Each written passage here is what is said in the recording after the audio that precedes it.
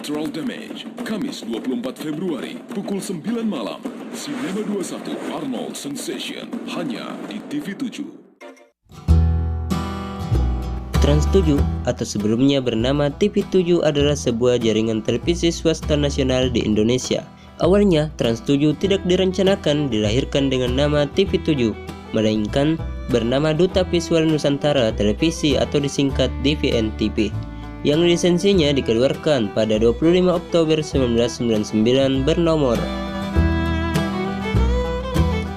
Sebagai hasil dari pengumuman seleksi pendirian televisi swasta pada 12 Oktober 1999 oleh Departemen Penerangan bersama 4 televisi swasta nasional lain, yakni Trans TV, PRTV, GIB, dan MTI TV.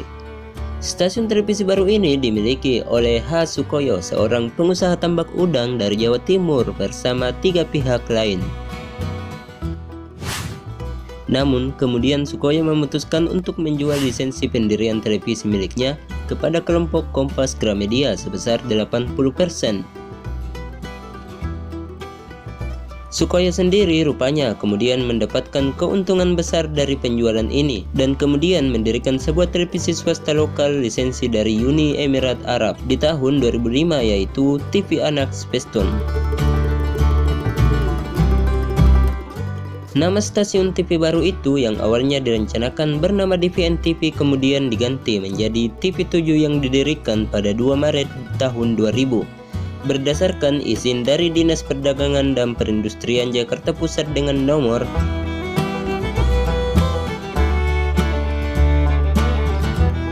yang sahamnya sebagian besar dimiliki oleh Kompas Gramedia.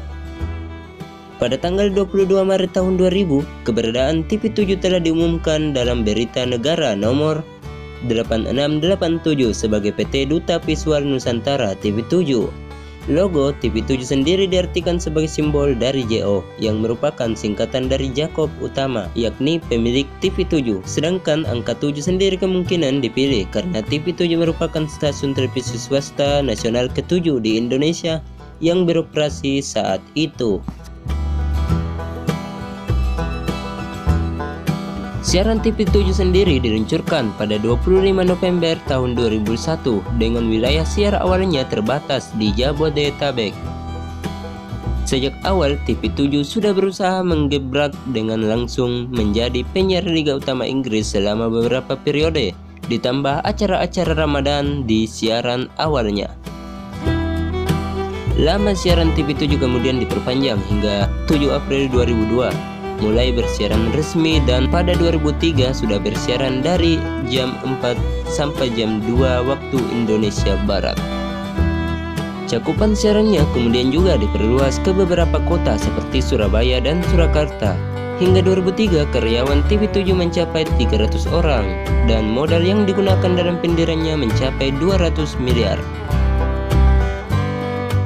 TV7 semakin dikenal masyarakat pada triwulan pertama 2003 setelah merelai siaran Al Jazeera secara langsung setiap harinya selama invasi Amerika Serikat ke Irak, berlangsung melalui tayangan berita bertajuk Invasi ke Irak. Masyarakat Indonesia secara umum menyambut baik langkah TV7 ini, terutama bagi beberapa pihak yang kurang setuju dengan kebenaran media Barat. Meski beredar kabar bahwa Presiden Megawati mendesak TV7 agar menghentikan relay siaran Al Jazeera, Humas TV7 saat itu, Uni Lubis, membantah kabar itu. Bahkan, Uni menegaskan bahwa relay tetap diteruskan dan gangguan-gangguan dalam relay tersebut terus diatasi. Memasuki tahun 2006, tersiar kabar bahwa TV7 akan dijual oleh Kompas Gramedia karena selama beroperasi dirasa tidak menguntungkan.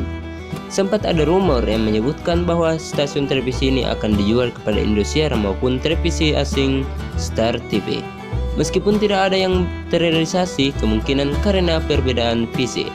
Pada akhirnya, pencarian pemilik baru TV7 usai ketika pada tanggal 4 Agustus 2006, para grup melalui PT Para Inti Investido, yakni pemilik Trans TV, resmi membeli 49% saham PT Duta Visual Nusantara TV7 yang kemudian meningkat menjadi 55%. Jakob Utama sebagai Presiden Direktur Kompas Gramedia juga menyetujui kerjasama dengan Trans TV karena adanya kesamaan kultur yang dipegang oleh kedua belah pihak, yakni adanya kesamaan antara visi dan misinya. Perubahan kepemilikan ini juga ditandai dengan perubahan logo dan nama yang dilakukan pada 15 Desember 2006, bertepatan dengan ulang tahun Trans TV yang kelima. TV7 mengubah logo dan namanya menjadi Trans 7, di mana kata TV menjadi Trans, namun namanya tetap menggunakan angka 7. Sejak itu letak logonya pun diubah pula dari posisi yang biasanya di sudut kiri atas menjadi sudut kanan atas, agar letak logonya sama dengan Trans TV. Nah, berbeda dengan saat menjadi TV7, terhitung mulai tahun 2007, keuntungan yang dicapai Trans 7 telah memasuki puncaknya. Bahkan menurut buku Khairul Tanjung, si anak singkong, keuntungan Trans 7 mampu mengalahkan Trans TV sebagai saudaranya sendiri. Dan berkat keuntungannya, Trans 7 sempat juga menyewa gedung sendiri selama beberapa waktu meski sudah bergabung dengan Trans TV. Gedung tersebut lokasinya berada di seberang gedung Trans TV dan merupakan bekas gedung sempurna. Di gedung berlantai 5 itu terdapat studio berita dan beberapa divisi yang memang terpisah dari Trans TV.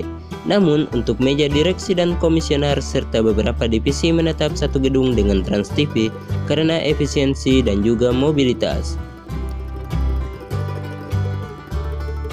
Pada bulan Agustus tahun 2019, TVRI bersama dua televisi swasta nasional yakni Metro TV dan Trans 7 dan Kemenkominfo secara resmi meluncurkan siaran televisi digital untuk wilayah-wilayah perbatasan Indonesia di Kabupaten Nunukan, Kalimantan Utara, dengan tujuan agar masyarakat di seluruh wilayah Indonesia bisa menyaksikan acara terbaik dan berkualitas yang ditayangkan seluruh TV nasional dan lokal dengan gambar dan suara yang lebih tajam, bersih dan jernih.